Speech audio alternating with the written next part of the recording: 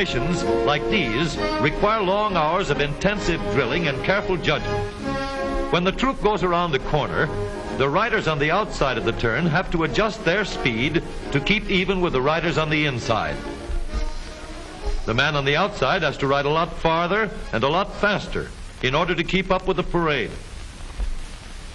The outside wheels must spin faster than the wheels on the inside because they have a greater distance to travel in the same length of time. When a wagon turns a corner, the wheels can travel at different speeds because each one can turn freely on the axles. And in the early automobiles, the rear wheels turned separately and only one wheel was connected to the engine.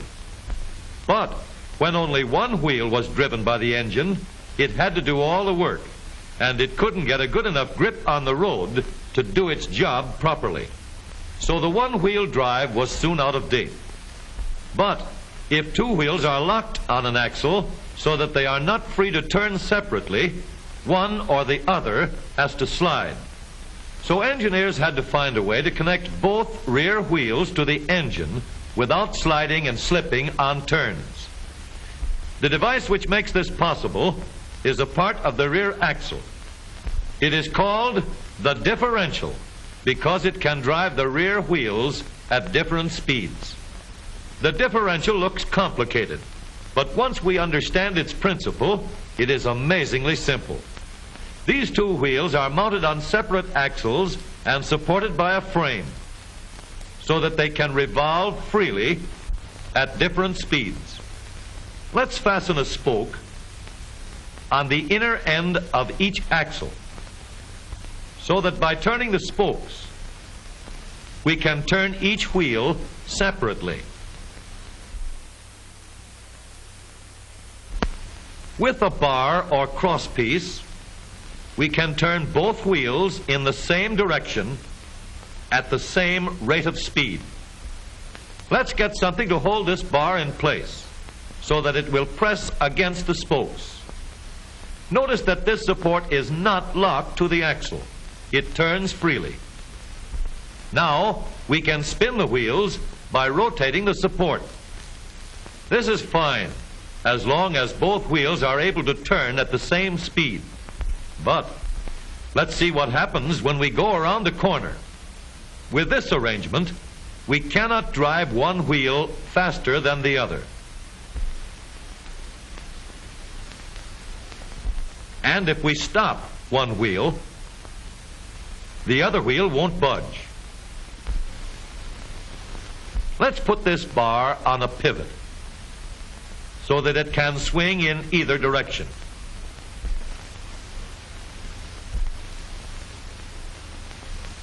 Now, the bar can still turn both wheels at the same speed. And because it pivots, it lets one wheel turn even when the other is stopped. But if turned too far, the bar will swing around until it won't drive the spokes that turn either wheel.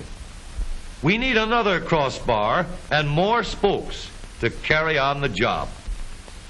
When we stop one wheel, the crossbars will continue to push the spokes of the free wheel around. As long as both wheels are free to turn, the bars do not swing on their pivot and the wheels move at the same speed.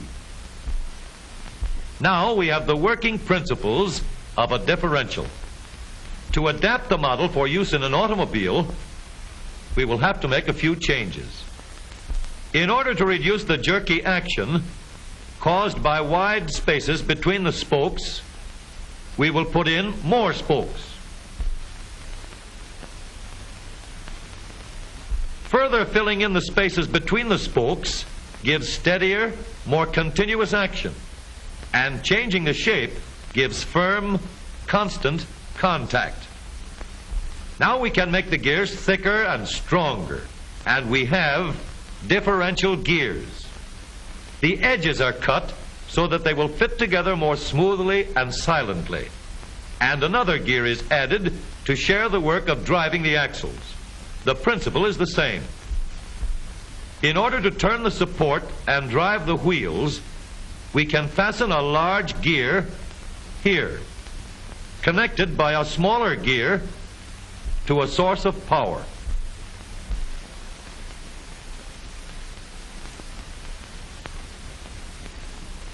Notice that the power is connected to the differential at the center line.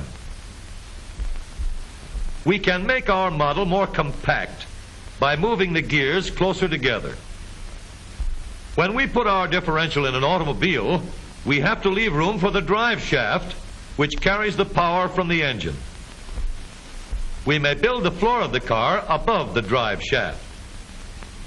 But if we do, we won't have much room inside unless we make the top of the car high too. Of course, we could lower the floor and ceiling, but the drive shaft would be higher than the floor. This would have disadvantages.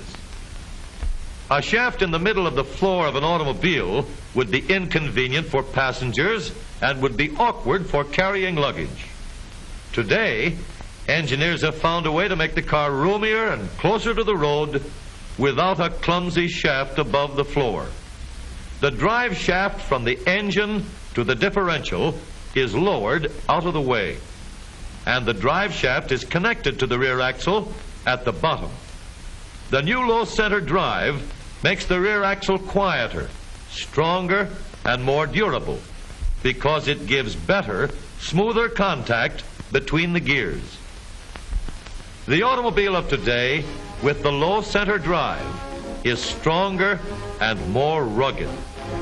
Every part of the rear axle has been built to withstand strains far greater than it will ever meet on the straightaway or around the corner.